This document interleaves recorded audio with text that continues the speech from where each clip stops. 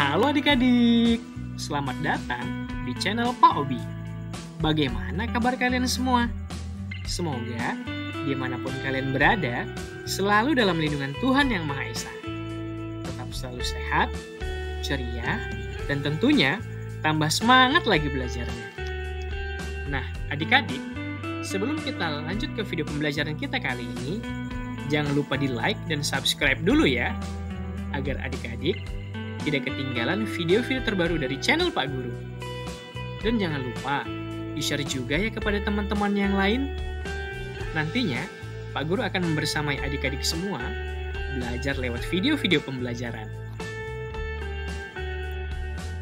Nah, adik-adik, pada video pembelajaran kali ini, kita akan membahas mata pelajaran matematika kelas 6 SD Kurikulum Merdeka. Kita masuk pada bab 2, rasio, A, konsep rasio. Pembelajaran pertama membandingkan benda, kemudian yang kedua adalah pengertian rasio. Ada di buku kalian halaman 45 sampai dengan 53. Nah, adik-adik, kita masuki pada bab 2, rasio. Mari kita perhatikan percakapan berikut ini. Beberapa siswa sedang melihat poster yang ditempel di dinding sekolah. Lalu ada Pak Wayan, guru matematika, mendekati siswa tersebut. Wah, tampaknya serius sekali membaca posternya. Pak, gerakan 1 juta pohon itu apa ya? Gerakan 1 juta pohon adalah gerakan untuk memperbanyak menanam pohon dengan tujuan penyelamatan hutan dan pelestarian lingkungan. Dan tahukah kalian, kalau gerakan 1 juta pohon diperingati setiap tanggal 10 Januari? Wah, kami semua baru tahu, Pak. Nah, anak-anak, sekolah kita akan ikut berpartisipasi dalam memperingati Hari 1 Juta Pohon. Besok, kita akan melakukan penanaman bibit pohon bersama-sama. Dalam menanam bibit, kita harus memperhatikan jarak antar bibit pohon tersebut. Mengapa harus memperhatikan jarak, Pak? Pengaturan jarak pada saat menanam bibit pohon bertujuan memberi ruang agar pohon yang ditanam tumbuh dengan baik. Kita juga dapat mengatur susunan penanaman bibit pohon berdasarkan jenisnya. Pengaturan susunan jumlah bibit pohon yang ditanam dengan jarak tertentu dapat menerapkan konsep rasio. Apa yang dimaksud dengan rasio, Pak? Rasio adalah perbandingan dua besaran yang sama. Untuk lebih paham tentang rasio dan apa kegunaan rasio dalam kehidupan sehari-hari, mari kita pelajari lebih lanjut bab ini. Nah, adik-adik, adapun tujuan pembelajaran kita setelah mempelajari bab 2 ini, diharapkan kalian dapat memahami konsep rasio dan menggunakan bahasa rasio untuk menjelaskan hubungan perbandingan antar dua besaran, menentukan kesamaan rasio dengan menggunakan tabel rasio, menentukan rasio satuan, dan menentukan rasio bagian terhadap bagian dan rasio bagian terhadap keseluruhan. Ayo mengingat kembali, pada jenjang sebelumnya, kalian telah mempelajari mengenai operasi hitung perkalian dan pembagian bilangan bulat, serta faktor dan kelipatan dari suatu bilangan. Jawablah pertanyaan berikut. A. Apakah perbedaan dari faktor dan kelipatan suatu bilangan? Nah, adik-adik, bila kita mengalihkan dua angka untuk mencari hasilnya, setiap angka yang dikalikan merupakan faktor dari hasil perkalian tersebut. Misalnya, berapakah faktor dari 4?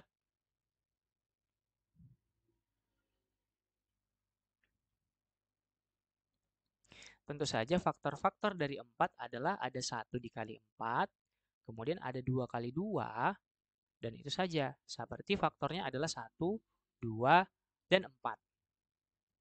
Sedangkan kelipatan dari suatu bilangan adalah angka yang diperoleh dari hasil perkalian tersebut,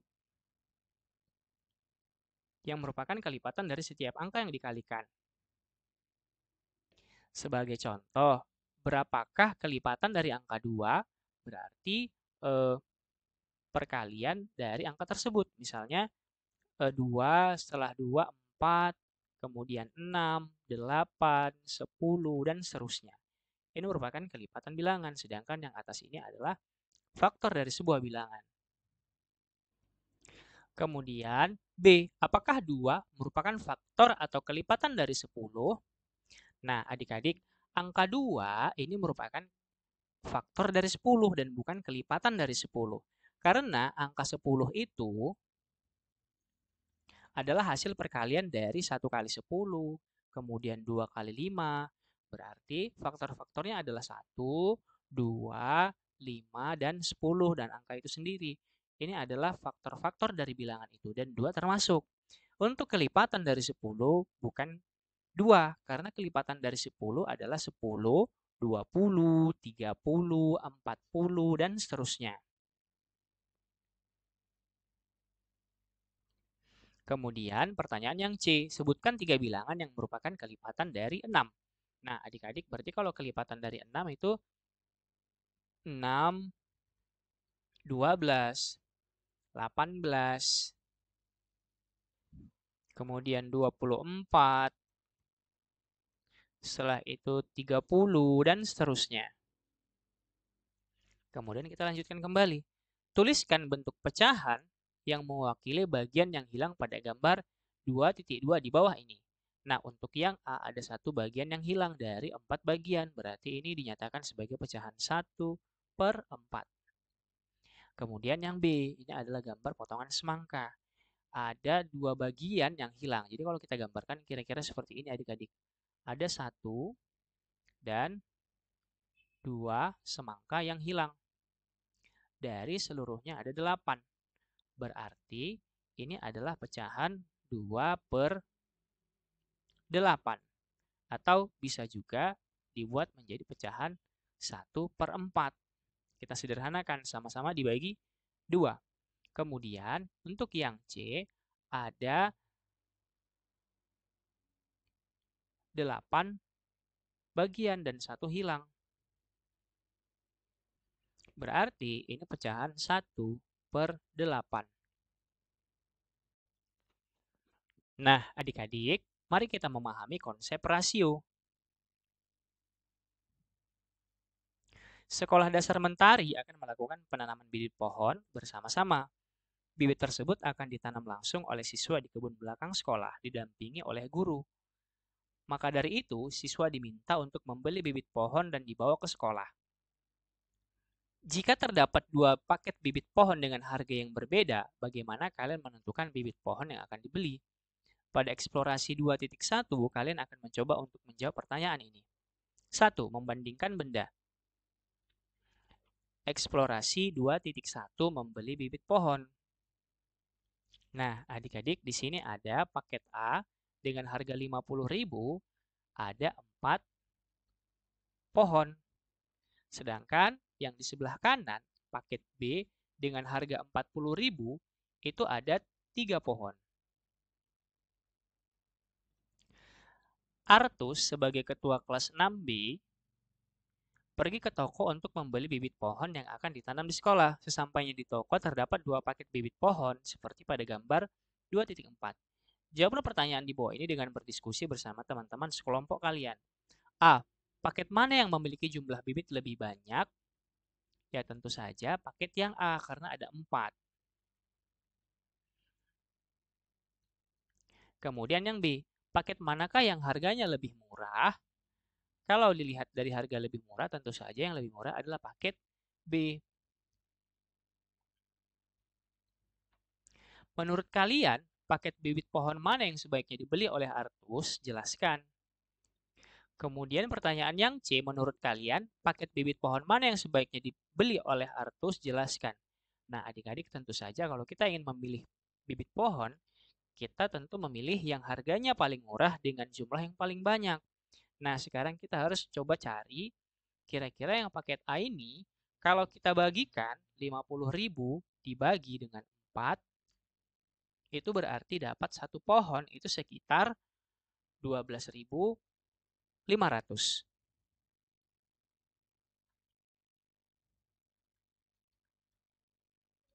12.500 ini adalah satu bibit pohon untuk paket A. Sedangkan yang paket B, apabila 40.000 itu kita bagi 3, itu sekitar satu pohon itu mendapatkan satu pohon itu berharga 13.300 sekian. Nah, tentu saja kita akan memilih yang harganya lebih murah dengan jumlah yang lebih banyak. Dan kita pasti akan memilih yang paket A. Nah, permasalahan terkait membandingkan ukuran atau kuantitas atau banyaknya tertentu seperti menentukan mana yang lebih besar atau lebih banyak, atau lebih mahal dan lebih kecil, atau lebih sedikit atau lebih murah. Dalam menjawab pertanyaan A dan B, kalian melakukan perhitungan sederhana membandingkan langsung bilangan hasil perhitungan. Namun, jika dalam menentukan solusi dari pertanyaan C, kalian hanya menghitung dan membandingkan bilangan, yaitu banyak bibit dan harga bibit. Kalian akan berakhir pada solusi yang salah karena kalian hanya akan melakukan perbandingan atau jumlah bibit dan harganya. Untuk itu, dalam membandingkan harga bibit pohon yang lebih murah pada permasalahan eksplorasi 2.1 tersebut, dibutuhkan kemampuan dalam menerapkan operasi hitung perkalian dan pembagian. 2. Pengertian rasio. Eksplorasi 2.2 menanam pohon di kebun sekolah. Ayo bereksplorasi. Selain menanam bibit yang dibawa siswa, guru mengajak siswa untuk menanam pohon di kebun sekolah pada gambar 2.5. Terlihat pohon cemara ditanam di sisi sebelah kanan kebun sekolah, sedangkan di sisi sebelah kiri kebun ditanam pohon pucuk merah. Nah, satu pohon pucuk merah berpotensi tumbuh besar dan membutuhkan lahan yang lebih luas dibandingkan satu pohon cemara. Oleh karena itu, prinsip yang digunakan dalam menanam pohon di sisi kanan dan kiri kebun adalah untuk setiap 2 pohon daripada pucuk merah. Terdapat 3 pohon cemara. Jawablah pertanyaan berikut ini berdasarkan gambar 2.5. Pertanyaan yang A. Jenis pohon apa yang paling banyak ditanam? Tentu saja yang lebih banyak ditanam adalah pohon cemara. Pohon cemara di sini ada 6 pohon, sedangkan pucuk merah ada 4. Berapa banyak pohon pucuk merah? Ada 4. Kemudian berapa banyak pohon cemara? Ada 6. Tuliskan perbandingan banyak pohon pucuk merah dan cemara. Nah, adik-adik, untuk membuat perbandingannya, kita bisa langsung tuliskan angkanya. 4 banding 6. Tanda bagi 2 ini disebut juga sebagai banding. Kemudian ini bisa kita sederhanakan dengan sama-sama membaginya 2. Yang 4 bisa jadi 2, yang 6 dapat 3. Berarti 2 banding 3. Kemudian pertanyaan yang E, tuliskan perbandingan banyak pohon cemara dan pohon pucuk merah. Tadi perbandingan untuk pohon cemara itu ada 4. Kemudian kita banding dengan pucuk merah. Tadi untuk pohon cemara itu ada 6. Kita banding dengan pohon pucuk merah ada 4. Dan kita sederhanakan 3 banding 2. Berikut ini adalah pembahasannya. Perbandingan 2 besaran disebut rasio. Besarannya dapat berupa ukuran atau jumlah benda. Rasio dapat dinyatakan dengan beberapa cara. Contohnya A banding B atau A per B. Keduanya dibaca rasio A terhadap B. Pada besaran yang sama, rasio dituliskan dengan menggunakan satuan. Contoh, rasio jumlah pohon pucuk merah dan cemara adalah 4 dibanding 6. Atau bisa dibaca rasio 4 terhadap 6. Nah, 4 banding 6 atau rasio 4 terhadap 6 memiliki arti bahwa setiap 4 pohon pucuk merah terdapat 6 pohon cemara. Berarti setiap ada 6 pohon pucuk merah, berarti ada 6 pohon cemara. Rasio dapat dinyatakan dalam bentuk yang paling sederhana. Hal ini dimaksud penulisan rasio dibuat dalam perbandingan yang paling kecil. Contoh, 4 banding 6 itu sama dengan 2 banding 3. Maka bentuk paling sederhana dari rasio 4 banding 6 adalah 2 banding 3. Rasio A terhadap B atau rasio A banding B akan berbeda artinya dengan rasio B terhadap A. Contoh, rasio pohon pucuk merah terhadap cemara adalah 2 banding 3. Memiliki makna bahwa untuk setiap 2 pohon pucuk merah terdapat 3 pohon cemara. Jika rasio pohon pucuk merah terhadap cemara adalah 3 banding 2, berarti untuk setiap 3 pohon pucuk merah terdapat 2 pohon cemara. Ayo bekerja sama. Jika lahan diperluas dan akan ditanam pohon pucuk merah sebanyak 14 pohon, berapa pohon cemara yang ditanam? Diskusikan bersama teman satu kelompok kalian. Nah, tadi dikatakan jika di setiap 2 pohon pucuk merah, terdapat 3 pohon cemara. Berarti kita bisa tuliskan 2 banding 3. Atau rasio 2 terhadap 3. Nah, sekarang yang 2 ini adalah pucuk merah.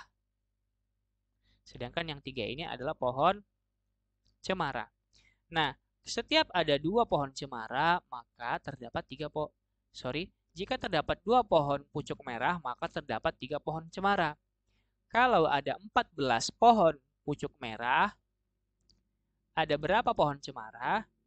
Nah, adik-adik, sekarang kita tinggal lihat saja berapa perbandingannya.